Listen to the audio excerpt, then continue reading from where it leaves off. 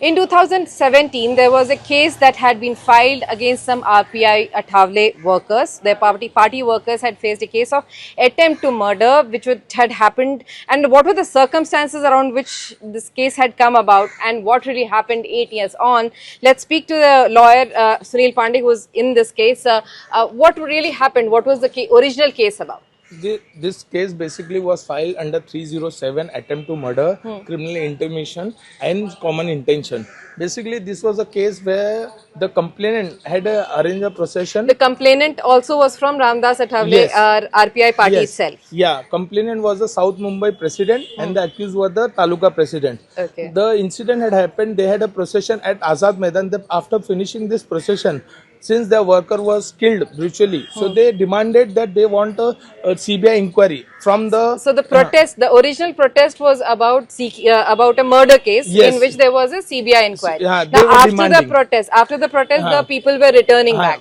After the people were returning, the allegation of the South Mumbai President, The complainant. who had made an allegation that while returning to the party office, near the party office, some party workers came and put an inflammable substance on him and tried to match him on the fire. But since his wife came in the middle and she stopped and she protected the complainant. So in this case, the entire case went for a trial. How many witnesses were there? What really happened in the court? There were altogether 15 witnesses. Out of 15, 13 witnesses did not support the case. They told no such act has taken place in our presence. And secondly, they have stated that the complainant and the witness, PW2, the wife of the complainant, is inconsistent with the statement and do not compare with the statement of the complainant. And secondly, the matchstick which is seized, it is seized from the ground and there is no recovery from, and the statement of the accused wife was not taken on the same day. When she went with it, the court find it suspicious and court say it is a fabricated and it is a frame case and it is a political stunt which has given a color of criminal.